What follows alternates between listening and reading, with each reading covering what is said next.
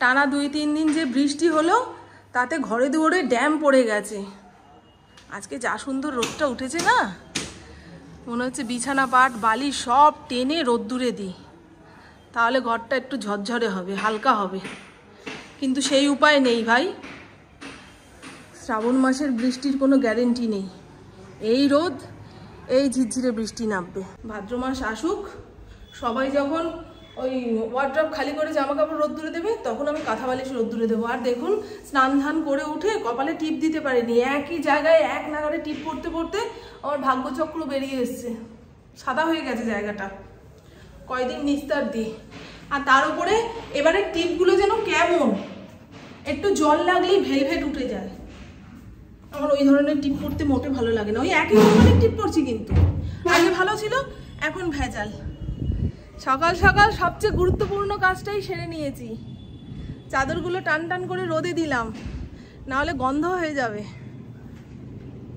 গরম জলে ভিজিয়ে রাখলে না, পরের দিন চাদর থেকে এমনি গন্ধ ছাড়ে। তার উপরে যদি রোদে দিতে না পারি, ভেবেছিলাম হাওয়ায় হাওয়ায় শুকিয়ে নেব। কালকে তো সেরকম রোদ ছিল না।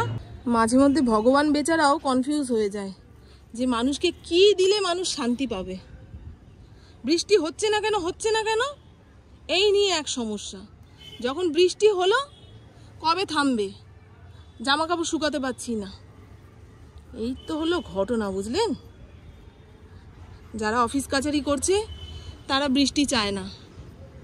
রাস্তাঘাটে বেরোনোর পরে যদি বৃষ্টি আসে, তাদের হয় বিপদ। আর যারা ঘরে বসে রান্নাঘরে রান্না করছে, গরমে পুড়ে মরছে, তারা চাইছে বৃষ্টি। সংসারে বিভিন্ন রকম মানুষ, বিভিন্ন রকম চাহিদা। ভগবান এই চাহিদা মেটাতে মেটাতে অবস্থা খারাপ। এত দেরি করলে হয় নাকি? ছাদের সমস্ত কাজ কমপ্লিট হয়ে গেল, এখন তুমি আসলে। পুপু গেছে টিউশনে, ইন্দ্র তাকে নিয়ে ফিরবে, ফোন করেছিল। এই রোদ বৃষ্টি নিয়ে দারুণ একখানা গল্প আমার ঠাকুমা আমাদের ছোটবেলায় শোনাতো, যে এক ভদ্রলোকের 2 মেয়ে। একজনের বিয়ে হয়েছে কুমোরের সঙ্গে, একজনের বিয়ে হয়েছে চাষির সঙ্গে। বাবা যখন মেয়ের বাড়িতে গেছে, তখন মেয়ে বলছে, বাবা আশীর্বাদ করো, মানে কুমোরের সঙ্গে যার বিয়ে হয়েছে সে বলছে, বাবা আশীর্বাদ করো যেন এবারে প্রচণ্ড রোদ হয়, তাহলে মাটির কলসি শুকিয়ে যাবে, আমাদের অনেক টাকা হবে সেই সমস্ত বেচে। ঠিক আছে, তথাস্তু বলে চলে আসলো। এবারে আরেক মেয়ের বাড়িতে গেছে, যার চাষির সঙ্গে বিয়ে হয়েছে, সে বলছে, বাবা আশীর্বাদ করো যেন এবছরে খুব বৃষ্টি হয়, তাহলে চাষবাস ভালো হবে, সেই সমস্ত বেচে আমাদের অনেক টাকা হবে। এখন তো বাবা কনফিউজ, 2 মেয়ে 2 রকম চাইবে, একজন রোদ চাইছে, একজন বৃষ্টি চাইছে। তাহলে এইরকম ভগবানের কত সন্তান, হ্যাঁ, এক একজন এক এক রকম চাইছে। সে বেচারা কোথায় যায়, কি করে। আবার মন মতো দিতে না পারলেই ভগবানের ওপরে আমরা রাগ দেখাই, হ্যাঁ তুমি কানা হয়ে গেছো, যার দরকার নেই তাকে দাও, আমারটাই তুমি কেড়ে নাও।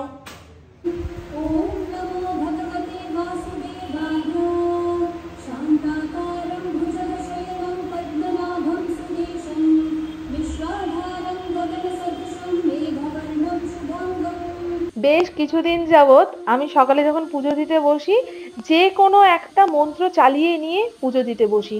এখন চলছে বিষ্ণু সহস্রনাম, আর এই বিষ্ণু সহস্রনাম যদি আমরা নিয়ম করে পাঠ করতে পারি কিংবা শ্রবণ করতে পারি, তাহলে আমাদের শরীরের রোগ ভোগ কেটে যায়, কিংবা যে কোনো প্রকারের গ্রহর ফের থাকলে সেটা কেটে যায়। এটা বয়স্ক মানুষরা বলে, কিন্তু আমার কি মনে হয় বলেন তো, যে কোনো সংস্কৃত মন্ত্র যখন একই তালে উচ্চারিত হতে থাকে, সেই মন্ত্রটা না কান দিয়ে এসে আমাদের মাথার মধ্যে একটা আলাদা কম্পন তৈরি করে, আর সেই কম্পনটার জন্যই আমাদের শরীর মন মেজাজ সব শান্ত হয়ে যায়।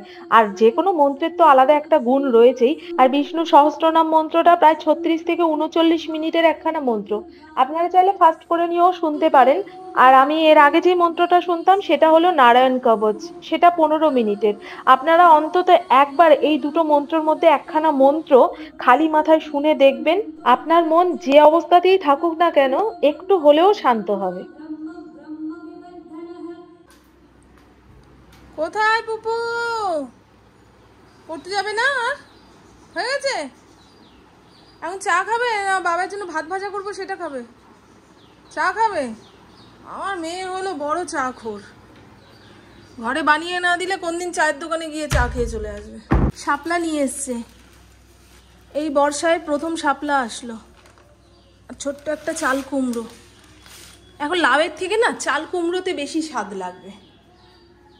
ঘরে চিংড়ি মাছ আছে, যে কোনো তরকারির মধ্যে এক মুঠো ফেলে দাও, ব্যাস সাদা তরকারিও অমৃত হয়ে যায়। হ্যাঁ, ইন্দ্র এখন তরকারি পাতিতে লবণ কম খায়, ওর জন্য একদম ঠিকঠাক লবণ। পুপু যদি খেত একটু লবণ দিতে হতো। যে কোনো খাবার ওদের দেওয়ার আগে নিজে চেখে দেখি কেমন হয়েছে না হয়েছে। চা শুকাতে শুকাতে দেখ কয়টুকু হয়ে গেল। 2 গ্যাসে 2টো চাপিয়ে দিয়ে আমি তাল সামলাতে পারি না। এই এনে একবার এদিক গড়াচ্ছিস একবার ওদিক গড়াচ্ছিস, জামা কাপড়টা ছেড়ে নিলে তো শান্তি পেতি না। মাথা ঘোরা, এর খালি মাথা ঘোরাচ্ছে। হয়তো বাবাকে বলি ডাক্তারখানায় নাম লেখাতে। বাবাকে বলেছিস? এই কি গো, নিখিলেশ চ্যাটার্জির কাছে একবার খোঁজ নিও তো, কবে কবে দেখে না না কবে নি, আজকে যাবে বলেছে, কাল রাতে বলেছে, ও নিজেই বলছে এমার্জেন্সি। হ্যাঁ না। আর এই তো বন্ধু ঘড়ির কাঁটা 11টার ঘরে। ইন্দ্র সবে খাওয়া দাওয়া সেরেছে, যেই বললাম পুপুর শরীরটা খারাপ, চলো এক্ষুনি ডাক্তারখানায়। এই যে পাশের গলিতেই ডাক্তারবাবু বসেন। যে কোনো রোগ ভোগ ফেলে রাখলে সুদে আসলে এতটা বড় হয়ে যায়, তখন আর চিকিৎসা করার সময় থাকে না। ছোট থাকতে থাকতেই ডাক্তারখানায় যাওয়া উচিত।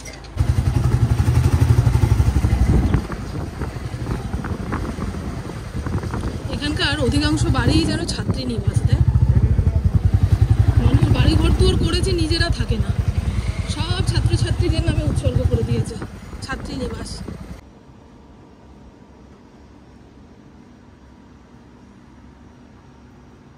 তুই অফিস যাবে না?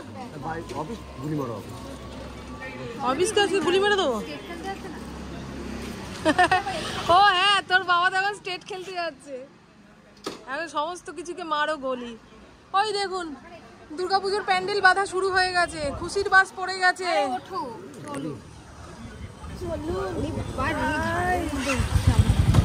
এখানে খুব সুন্দর একখানা পুজো হয়। 3 মাসের ওষুধ দিয়েছে, 3 মাস ওষুধটা খেয়ে যদি কমে যায় তাহলে আর ডাক্তারখানায় আসতে হবে না, যদি না কমে আবার ডাক্তারবাবুর সঙ্গে যোগাযোগ করতে হবে। উনিও বুঝতে পারছেন না যে কি দিয়ে হচ্ছে। শরীর থাকলেই রোগ রোগ হয়, ছেড়ে যাবে।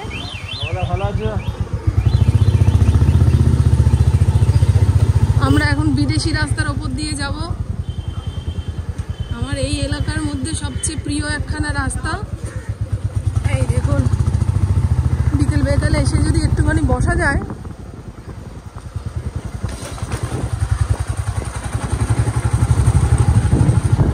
এখানে একটা পুকুরও আছে। চল চল চল চল। আরে ভাই, ও ঘরে ঢুকবো কি, লাঠি গুতা দিয়ে আবার বাইরে পাঠিয়ে দেয়। দেখেছো অবস্থা? দাঁড়া, আর এই এক পাপুস, দরজা কপাট যায় আটকে। এই কোথায় গেছিলি কোথায় গেছিলি? ঘড়ির কাঁটা 12:30টার ঘরে। রাস্তাঘাট থেকে এসে একটু বসে না নিলে না কাজে কর্মে হাত দিতে পারি না। আর আজ যা গনগনে রোদ উঠেছে, বাড়িতে আসার সঙ্গে সঙ্গে ছাদে যে চাদরগুলো মেলে দিয়েছি সেগুলোর কথা মনে পড়লো। হুঁশাস বাইক দিলেও মনে হচ্ছে মেঘ ডাকছে, আগে ভাগে তুলে নিয়ে আসলাম। ভাতের হাঁড়িতে চাল ধুয়ে রেডি করেছি। আর ইন্দ্রকে যে ভাত ভাজা করে দিয়েছিলাম, 1 মুঠ ভাত ভাজা তুলে রেখেছি, ওটা পুকুর মুখের সামনে দিই, রাঁধতে বাড়তে দেরি হবে। প্রথমে ভেবেছিলাম মাছ করব, গতকাল পমফ্রেট মাছ করেছিলাম, পুকুর রাতে খাইনি, সেই 1 টুকরো রয়ে গেছে, তাই আজকে আর মাছ করব না, পটল বের করে রেখেছি। আর থোর, কালকে থোরটা বাজার থেকে এনেছি, এত ভালো এত কচি, তবে জংলা জংলা গন্ধ ছাড়ছে জানেন। আজকে একটু ঝাল ঝাল করে ভাজবো।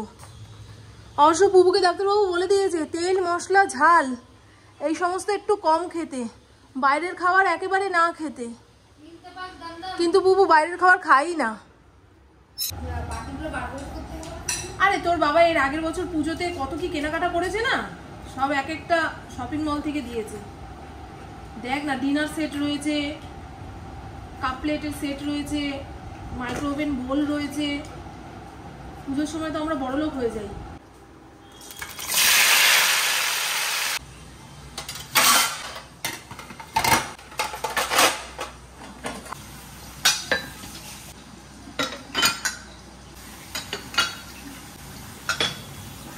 আমার দুপুরে রান্না বান্না কমপ্লিট। আলু পটল চিংড়ি মাছ দিয়ে তরকারি, বেশি ঝোল রাখিনি। আলুগুলো এত সুন্দর তেলের মধ্যে দেওয়ার সঙ্গে সঙ্গেই গলে গেছে, আর আলু গলে যাওয়ার পরে ঝোল টাইট হয়ে যায়। এখানে রয়েছে থোর বটি, ফ্রিজে এক টুকরো পমফ্রেট মাছ রয়েছে, সেটা বের করে রাখি, এখন গরম করব না। রান্নার মাঝখানে কেউ যদি 5 থেকে 10 মিনিটের জন্য আমাকে কোথাও বেরোতে বলে, বাড়িতে আসার পরে কেমন হুলুস তুলুস লেগে যায়। সেরকম দেরি হয়নি, তবুও মাথার মধ্যে চলছে যে 12:30 বেজে গেছে, কখন রান্না করব, কখন কি হবে।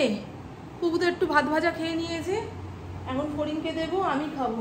আজকে আবার ফড়িংয়ের চিকেন এসছে, প্রেশার কুকারে বসিয়ে রেখেছি, ভাবে ভাবে একটু সেদ্ধ হয়ে যাক, তারপরে দেখি। মারাত্মক রোদ উঠেছে ভাই, মুখ ঠুক জ্বলে যাচ্ছে। জামা কাপড় দিই। আর অনলাইনে বোটের হেডফোন অর্ডার দিয়েছিলাম, যতক্ষণ না হাতে এসে পৌঁছাচ্ছে আমার যে কি টেনশান। এই ইলেকট্রনিক গ্যাজেট অনলাইনে অর্ডার দিলে আমি খুব টেনশানে থাকি, ছেঁড়া ফাটা বেরোবে কি না। এগুলো তো রিটার্ন হয় না, প্যাকেট খোলার পরে যদি দেখি ছেঁড়া ফাটা, ব্যাস হয়ে গেল হরি বল।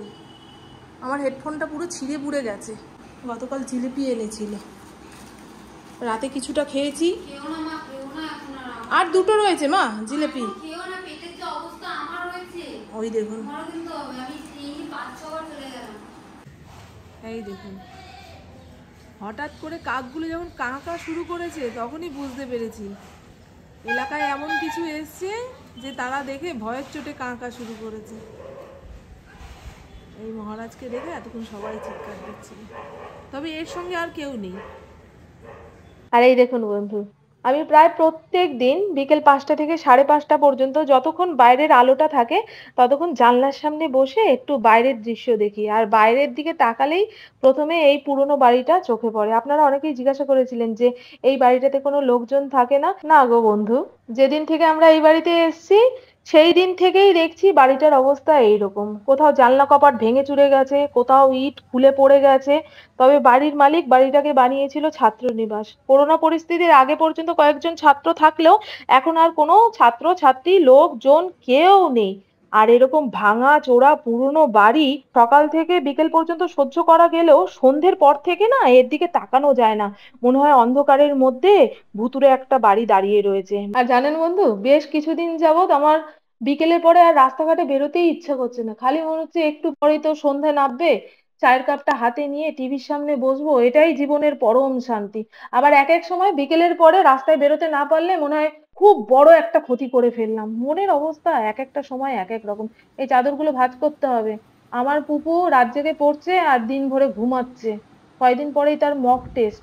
এখনকার অধিকাংশ ছাত্রছাত্রীকে দেখি তারা সারা বছর পড়ুক বা না পড়ুক, পরীক্ষার আগে যদি তারা রাত জেগে না পড়ে তাহলে ভালো রেজাল্ট হবেই না। আমি লাইট জ্বালিয়ে দিয়েছি, একটু পরে সে নিজে নিজেই উঠে বসবে। ঠিক টাইমে ডেকে না দিলে বলবে, ও ডাকলে না, পড়ার কত বড় ক্ষতি হয়ে গেল বলো তো।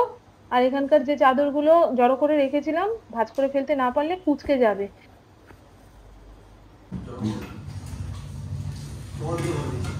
তাই বলো, আমি ভাবছি ইন্দ্র হঠাৎ করে আজ বোতল ভরছে, কোন দিকে সূর্য উঠেছে আজ।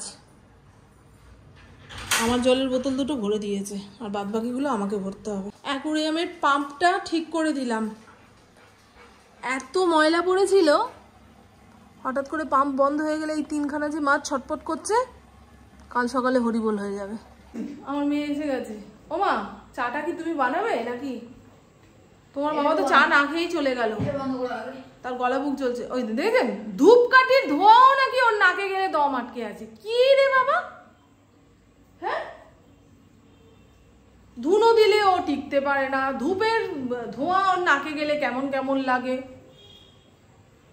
আগে আমাদের বাড়িতে উনুন জ্বালিয়ে মা রান্না করতো, একদিকে উনুনের ধোঁয়া উঠছে, একদিকে বসে আমরা পড়েছি।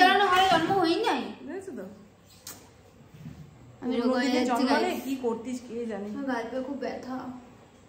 মেলায় সেদিনকে 3-4টে নাগরদোলায় চেপেছে তো, আছাড়ি পাছাড়ি, তাতেই গা হাত পা ব্যথা।